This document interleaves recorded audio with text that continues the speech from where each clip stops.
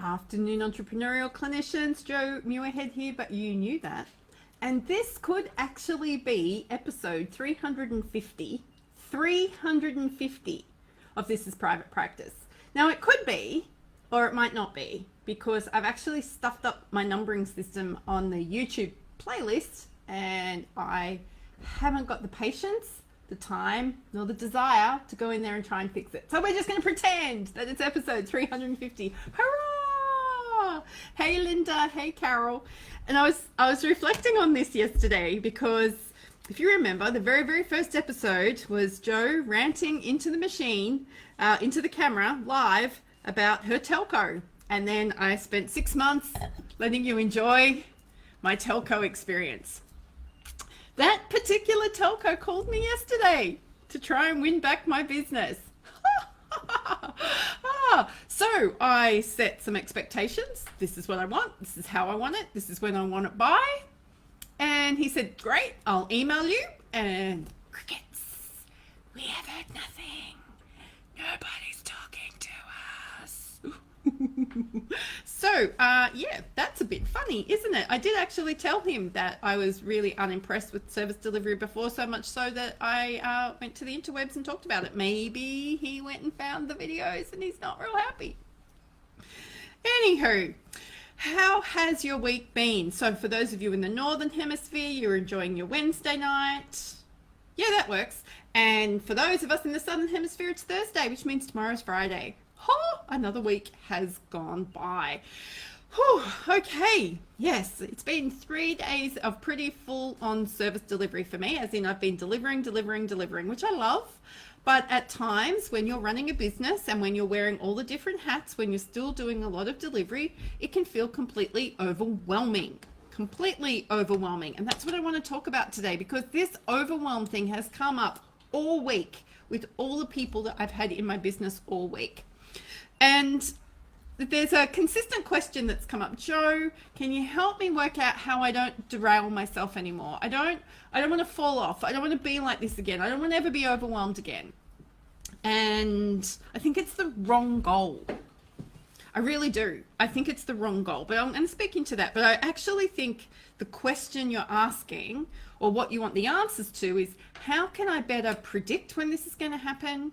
How can I better stop myself while it's happening? And how can I pick myself up more quickly, more easily, more effortlessly when it is happening? Because truth be told, if you're ambitious and if you're driven and you like to do things, all the things, you're going to find periods of time. Sorry, if someone's trying to call me and I just can't be doing that. You're going to get to points where you're growing, or you're taking on more information, or you're doing more things, or all the bad things happen to you all at once. You're going to get overwhelmed. So I think the absence of overwhelm as something that you've got to have in your life, no more overwhelm ever, is actually the wrong goal. And I think you're going to set yourself up to fail, or you're going to end up living a very limited life. I know there are days when I am incapacitated and I am overwhelmed. There are days when I am doing heaps of great stuff and feeling on top of my world, and then something will trip me and I'll become overwhelmed. So number one, I think we need to learn that overwhelm is a choice, but it's a choice and it's a learned behavior, because our little amygdala is going on there going, freak out, freak out, freak out. In my case, I overcompensate, and it's like, do all the things, go and do all the things, no more planning. No more delegating, just go do all the things, all of them, all the time. Go do all the things, go do the things. Of course I get overwhelmed, and then I get more overwhelmed, and then I got more overwhelmed. So I think it's important that we accept that this is going to happen, and then become sensible about, well, what are the management strategies? How can I mitigate this risk? Because it is risky. We can cause ourselves harm. So people like Carol and I will actually get sick when we allow that much stress into our bodies. We can do damage to customer and client relationships. We can potentially hurt a client if we're not focused on what's going on. We can damage some of the relationships around us. So, it's not a great place for us to stay in. And anyone who's worked with me will know I won't let you stay in overwhelm. I usually say something pretty witty and then pretty cutting to actually cut through and make sure that we move out of that state. So have you actually gone and identified what your derailing triggers are or your overwhelm triggers are? Do you know what they are? Do you know? Do you know what they are? So for me, I know that I am in a place of overwhelm when I am no longer looking at my calendar and I don't let other people manage my calendar on my behalf, and I am cutting things. I'm trying to take shortcuts to try and hack my time. So I might have my contingency on contingency. If this client doesn't do that, then I'll do this, and then I'll do this, and then I'll do this, and then I'll have labels upon labels upon labels in my calendar. That is a trigger for me. Not being in control of my clinical client work. So not having my notes up to date, not having their next appointments booked, not knowing where I'm up to in their therapy plans or their rehabilitation plans, that derails me. That is a big overwhelm issue. Feeling like I'm letting people down. That is a self-fulfilling prophecy for me. If I feel like I'm going to let somebody down or I've made a mistake, I will continue to overcompensate until I actually am letting people down. So if I start developing a mindset that says I'm going to let this person down, this person's going to hate me, this person's not going to like me, blah, blah, blah, blah, blah, blah, blah, stories we tell ourselves, then for me, that is a signal of overwhelm as well. So when those things are going on for me, it is highly unlikely that I'm going to go, oh, check me out, I'm in overwhelm. Or, check me out, I'm just about to enter overwhelm. I don't know about you, it's a bit like trying to stop a train with a matchstick. It's not until we're out of it that we can kind of go, oh, look at what just happened there. So that's where I think it's really important that you have trusted people around you, that you can have a conversation, not when you're in overwhelm, not when you are derailed, but afterwards when it's all settled down again, and go, hey, when you start seeing these behaviors happening in me, could you please let me know? And here are some ideas on how you can do that, because I don't know about you, but when I get in overwhelm, I get snappy, I get grumpy, I get controlling. I just oscillate between that and overcompensating and trying to make everything better for everyone, which never works.